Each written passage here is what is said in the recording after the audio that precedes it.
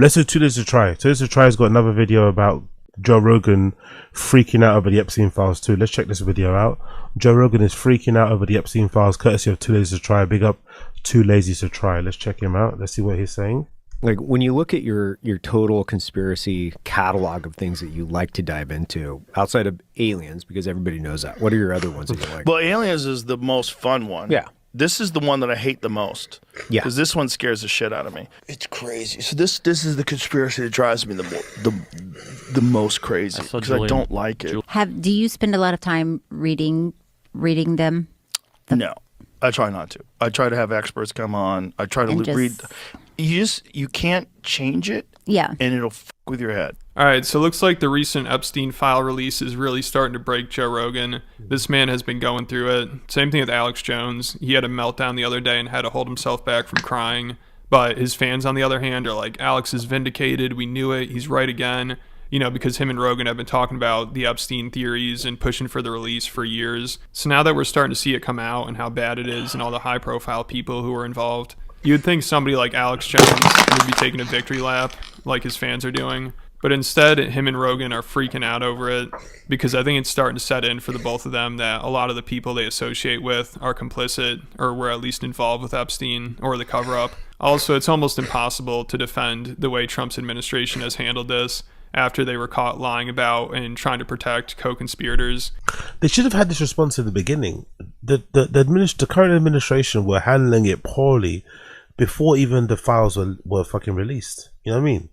They've been handling it poorly since the very fucking beginning. So the fact that it's taken Rogan and Alex Jones so long to finally starting to realize what everyone else has realized months, if not years ago, is fucking deplorable. And again, as good as it is to see Rogan having some sort of like come Jesus moment, you know what I mean? He does deserve a pat on the back for it, because it's like, brother, like, this is obvious from the beginning that they were clearly complicit.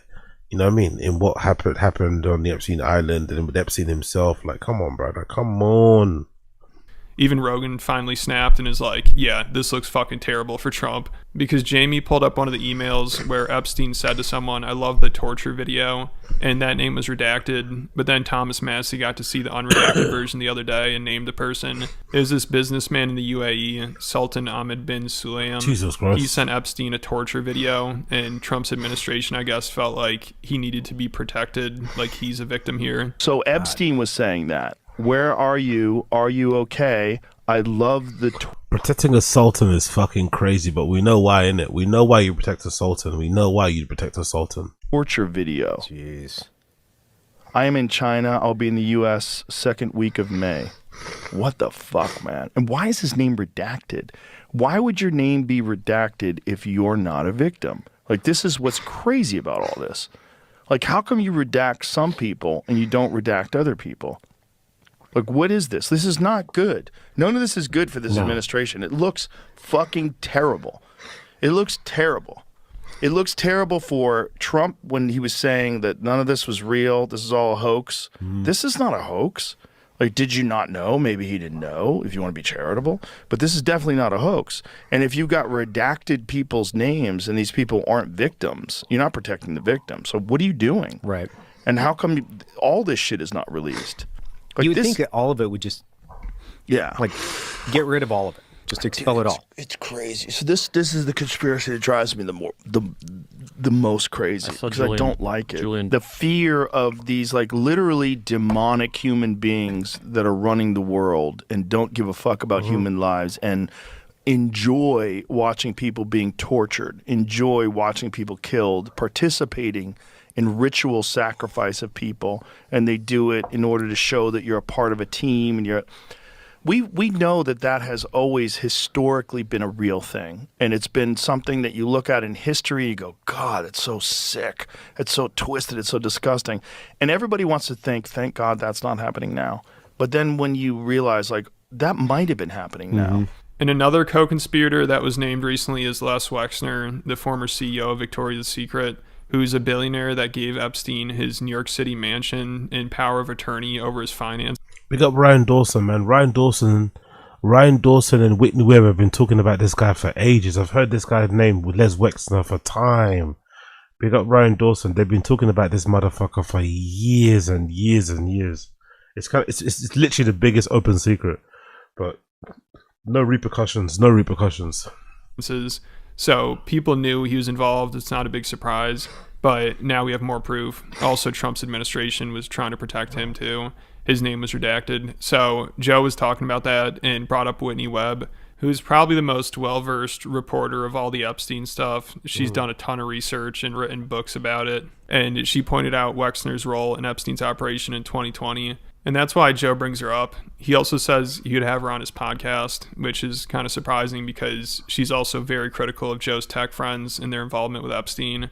So I'm surprised. Well, I'm looking forward to that. I'm looking forward to that. If she does ever come on Rogan, she's going to torch Elon and them, but I'm really curious about that. Rogan's handlers would allow her to come on. But also at this point, I don't know if she'd even want to go on there because Rogan's so close with the Epstein class. She might think it would hurt her credibility. By the way, Whitney Webb posted on her Twitter about Les Wexner being a trafficker, a child sex trafficker in 2020. That crazy chick is right about everything. Your reminder that Leslie Wexner financed the mass rape and trafficking of thousands of American children for over a decade, and right now he is sitting in a 26K square foot mansion in New Albany, Ohio, thinking that he is above the law. She tweeted this in April 28 of 2020. How crazy is that? Holy shit. She's like the most prolific of all the conspiracy theorists, the most well-read, the one with the most recall, the one that's the most quoted. I don't know how she's so good at it. We're trying to get her on.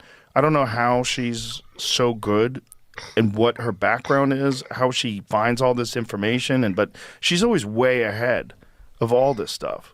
Yeah, I mean, 2020. That's crazy. That's fucking way ahead of everybody. Crazy. Yeah.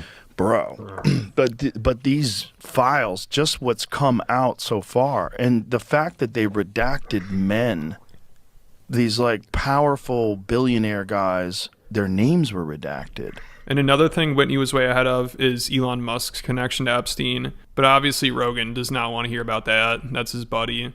But Whitney called this out almost 3 years ago, maybe even longer. She talked about it on PBD's podcast about 3 years ago.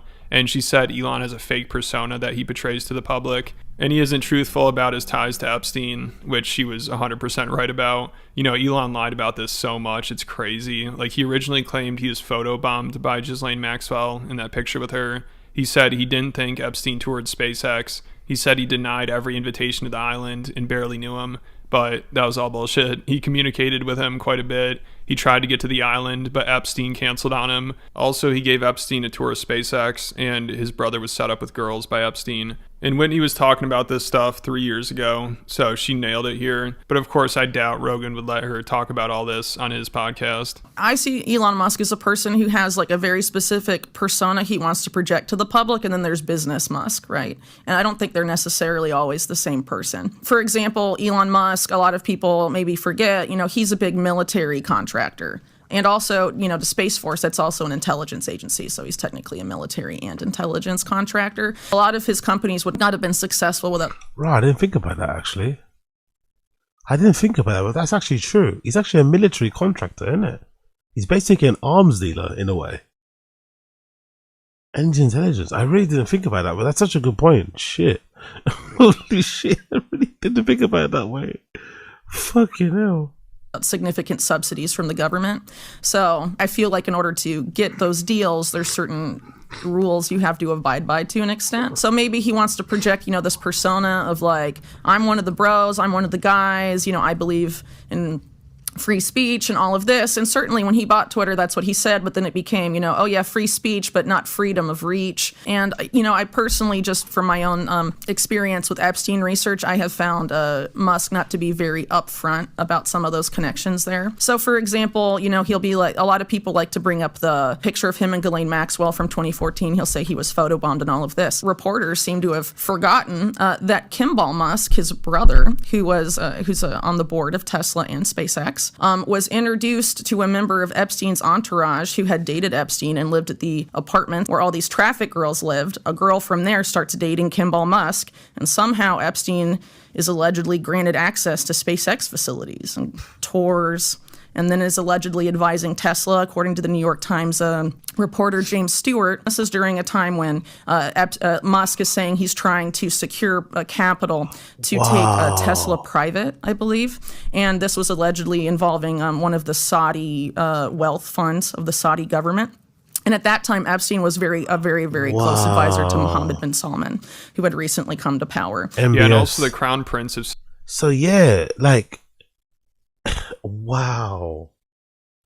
Everything she basically said was that 2 years ago, before the Epstein files release, has basically been proven to be right. Because Kimball Musk, Elon's brother, did have a close relationship with Epstein. Kimball Musk was clearly closer to Epstein than Elon was, but he still knew Epstein. So if that's the case, and you're probably, you know what I mean? Obviously Elon knew him too. The whole photobombing thing is theories out of the window. They definitely knew each other. Photobombed, you know? What the... Crazy. He still hasn't answered. He still needs to answer the question of, like, you were saying that you never hung out with him, never were there, and The emails come out and it looks like you're the one begging to go hang out at the Epstein Island. How do you reconcile that? He still hasn't answered that. He's out here fucking throwing loads of curveball and distractions, you know, but he hasn't really answered the thing of, like, yeah, you were begging to go on the island, brother. You were literally begging, and in the end, I think he ends up getting ghosted by Jeffrey Epstein, which is really the icing on the cake, innit? Like, Elon wasn't even cool enough for Jeffrey Epstein, you know? Jeffrey Epstein even looked down at him, thought he was a dork, thought he was a loser. That's hilarious. Saudi Arabia was really close with Epstein. So I'm sure Bill Burr, Andrew Schultz, and all the comedians that took money from him will have a lot to say about that. No, I mean, they'll all talk about how evil all the billionaires are in the files, and then take money from a trillionaire that was really good friends with Epstein. So speaking of that, Schultz has been railing against Elon for being in the files. Same thing with Brendan Schaub. He's surprised a lot of people, and he's actually had a good take on the files. But his co-host, Brian Callen, has had maybe the worst, and he's been getting a lot of backlash for it. Like, even Schaub has been giving him a ton of shit for it. So it's good to see some of Rogan's friends aren't afraid to talk about how bad this is, and the fact that Elon... Anyway, I'll leave it there for now. There's about 4 minutes left on the show. You can watch it yourself. 4 minutes left, sorry, on that clip. You can watch it yourself. Big up to his try. Great videos as usual from him. And yeah, great to see Rogan finally seeing what we're all seeing for ages, isn't it? Great to see. A little bit too late for me, but great to see. Anyway.